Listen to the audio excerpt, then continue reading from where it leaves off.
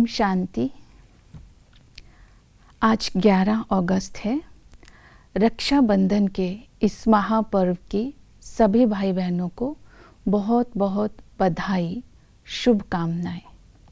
आज की मुरली से लक्ष्य लेंगे पवित्रता की राखी बांधकर और पढ़ाई की धारणा करके बुद्धि को सोने का बर्तन बनाना है, अर्थात आत्मा को गोल्डन एजिड बनाकर स्वयं को राजाई का तिलक देना है।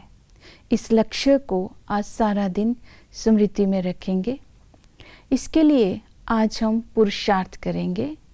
राजाई का तिलक स्वयं को देने के लिए ज्ञान का बल और योग का बल स्वयं में धारण करना है, क्योंकि भविष्य सूर्यवंशी राजा बुद्धिशाली भी होता है और शक्तिशाली भी होता है। शक्तिशाली हम योग बल से बनेंगे और बुद्धिशाली हम ज्ञान के बल को धारण करने से बनेंगे। इसके लिए आज हम पवित्रता की धारणा जो योग बल जमा करने में मदद करती है, इस पर अटेंशन देंगे। बाबा ने कहा पवित्र दुनिया में जाना है तो पवित्र ज़रूर बनना होगा। पवित्र बनने के लिए बाबा ने राय दी, 5 विकारों का त्याग कर जगत जीत बनो। 5 विकारों का त्याग करने के लिए बाबा ने युक्ति बताई। धर्म की स्मृति, हमारे जन्म की स्मृति दिलाते हुए, तुम ब्रह्मा कुमार कुमारी हो, तुम भाई बहन हो, तो तुम्हारी विकार की दृष्टि जा नहीं सकती।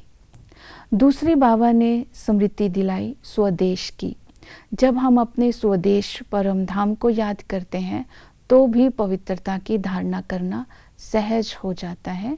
बाबा ने कहा अब घर लौटना है, सब तरफ से सबका बुद्धि से त्याग करना है, अशरीरी बनना है, क्योंकि अशरीरी बन करके ही हम अपने घर जा सकते हैं। अशरीरी बनने के साथ पवित्रता की धारणा भी ज़रूरी है। तीसरा बाबा ने हमें बताया, पवित्रता की धारणा की युक्ति बताई, सच्चाई से चलना है, अंदर कोई खराबी ना हो, अर्थात कोई भी विकार का किचड़ा ना हो, पुराना संस्कार ना हो।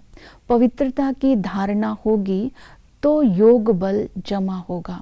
योग बल जमा होना अर्थात बाबा की याद निरंतर रहेगी और जिससे माया के तूफान नहीं आएंगे, तो हम माया से मुक्त होकर जगत जीत बन सकते हैं।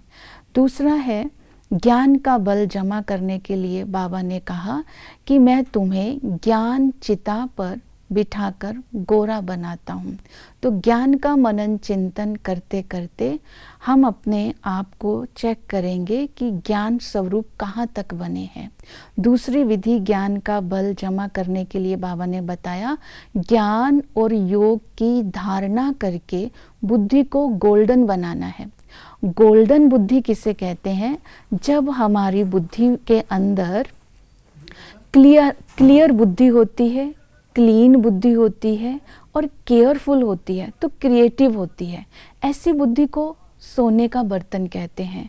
क्लियर बुद्धि होगी ज्ञान के साथ, क्लीन बुद्धि होगी योग के साथ, और हमारी केयरफुल तो योग का बल होगा तो माया से केयरफुल रहेंगे, सावधान रहेंगे, और फिर क्रिएटिव इतने हो जाएंगे कि सतयुग में वजीर की भी ज़रूरत नहीं पड़ेगी।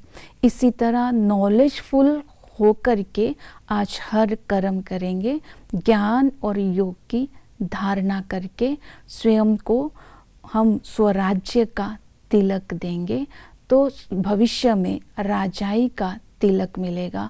स्वराज्य का तिलक देने में समय लगता है, क्योंकि समझ तो आ जाती है, धारणा के लिए हमें अटेंशन देना पड़ेगा। तो इन बातों को आज की मुरली से हम धारणा में लेते हुए राजाई के लायक बनेंगे। ओम शांति।